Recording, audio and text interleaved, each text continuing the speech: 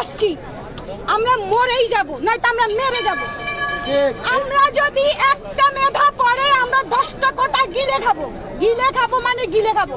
ছাত্রলীগের সাথে আমি ব্যক্তিগতভাবে কোনো ধরনের কোনো কিছুতে জড়াতে চাই না, কারণ তারাও এমন অনেক ছাত্রলীগের মেয়েরা আছে আমার হলে যাদের ফ্যামিলি জানে না তারা ছাত্রলীগ করে, তারা শুধু জানে ছাত্রলীগ তাদেরকে একটা সিট দিচ্ছে, তারা সেটাতে থাকছে। এই মেয়েগুলাকে আমরা যদি আক্রমণ করি ওদের বাবা আমার বুক খালি হবে, ওরা আমাদেরকে আক্রমণ করলে আমাদের বাবা আমার বুক খালি হবে। সরকারের কিচ্ছু হবে না, সরকারের কখনো কিচ্ছুই হয় না এই দেশে। এই সরকার পতন হলে সরকার দেশ ছেড়ে চলে যাবে, এই সরকারের পতন হলে সরকার দেশ ছেড়ে চলে যায়, প্রশাসন দেশ ছেড়ে চলে যায়। মরে কে? সাধারণ শিক্ষার্থী। আমরা মরতে আসছি, আমরা মরেই যাব, নয়তো আমরা মেরে যাব। আমরা যদি একটা মেধা পড়ে আমরা 10টা কোটা গিলে খাবো মানে গিলে খাবো। আর ফিসাবিলিল্লাহ, আল্লাহর ধরা এত সুন্দর, ছাত্রলীগরা যেভাবে ধরছে না, আমরা তো ছিলাম মুসিলা। দেশও ধরবে, দেশ ধরবে, এত সহজ না। হারাম খেয়ে সহ্য করা এত সহজ না।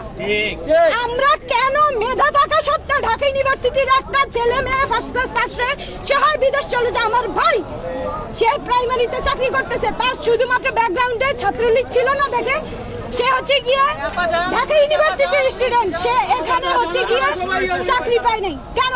আমাদেরটা করতে দেন, আপনারা আপনাদেরটা নিয়ে থাকেন, আপনাদের গদির প্রতি আমাদের কোনো লোভ নেই।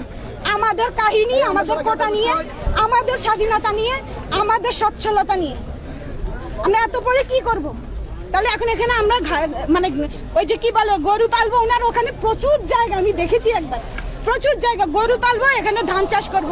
আলহামদুলিল্লাহ চত্বরে পুরো ঢাকা ইউনিভার্সিটির পোলাপাইন থাকতে পারবে, আমরা এখানেই থাকবো, আর কিছু বলার নাই ভাই।